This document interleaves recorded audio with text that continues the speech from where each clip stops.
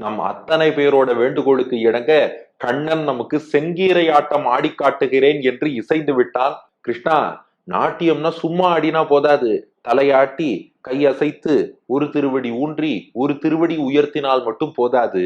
நீ ஆடக்கூடிய ஆட்டத்துல உன்னுடைய அழகான திருவாய் இருக்கு பாரு, அது அப்படியே வளைஞ்சு நெளிஞ்சு திருவாய் அசைய அசைய கிருஷ்ணன் பாருங்க அப்படியே இதெல்லாம் மனக்கண்ணுல அப்படியே ரசிச்சு ரசிச்சு அனுபவிக்க வேண்டிய பாசுரம்.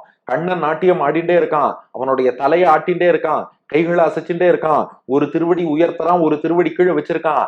அதே சமயம் அப்படி லேசா வாயை திறந்து புன்னகை செய்யறானா, அப்ப மேல் உதட்டுக்கும் கீழ் உதட்டுக்கும் நடுவுல கவனிச்சா கோமள வெள்ளி முளை போல் சில பல் இலக, அந்த பற்கள் அசைவதை காண்கிறோம். பல் எப்படி இருக்கான்?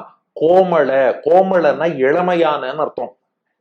வெள்ளி முளை, முளைனா செடி முளைச்சு வருது இல்லையா, ஸ்ப்ரவுட், அதுக்குத்தான் முளைகள்னு பேரு.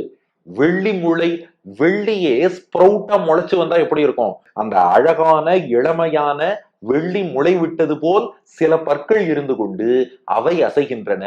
இங்க ஒரு பெரிய கேள்வி. பல் இலகன்னு ஆழ்வார் பாடிட்டாரு, அப்ப கிருஷ்ணன் என்ன வயசானவனா? வயசானவருக்கு தானே பல்லு ஆடும்.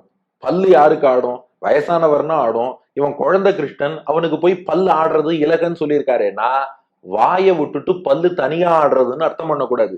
இதற்கு ரெண்டு விதமா பெரியோர்கள் அர்த்தம் காட்டியிருக்கா. இப்படி நம்ம வாயை அசைக்கும் போது வாயோடு சேர்ந்து பல்லும் அசைகிறது அல்லவா, அந்த அசைவைத்தான் குறிக்கிறது. ரெண்டாவது, பல் ஆடுகிறது என்றால் பிசிக்கலா இப்படி ஆட்ட ஆட்ட ஆடுறதுன்னு அர்த்தம் இல்ல, அதுவும் ஆனந்த கூத்தாடுகிறது. பல்லு ஒரு இடத்துலதான் இருக்கு, நம்ம என்ன சொல்றோம்? என் மனம் கூத்தாடுகிறதுங்கிறோம். அப்படின்னா நெஞ்சம் என்ன துள்ளி ஏதாவது குதிச்சுன்னு இருக்குன்னு அர்த்தம். சந்தோஷத்தை அப்படி வெளிப்படுத்துறோம். என் கண்களே கூத்தாடினேங்கிறோம். கண்கள் தனியாவ ஆட்டம் போட்டுது, அது போல பல்லு கூட ஆடுகிறது என்றால் கண்ணன் கூத்தாடும் போது அந்த மகிழ்ச்சியை அந்த பல் கூட உணர்கிறதுன்னு புரிஞ்சுக்கணும். உதடுகள் அசையும் போது பல்லும் சேர்ந்து அசைகிறதுன்னு புரிஞ்சுக்கணும். ஆகையினால அப்படி உன் பல் ஆடுவது எங்கள் கண்களுக்கு விருந்து.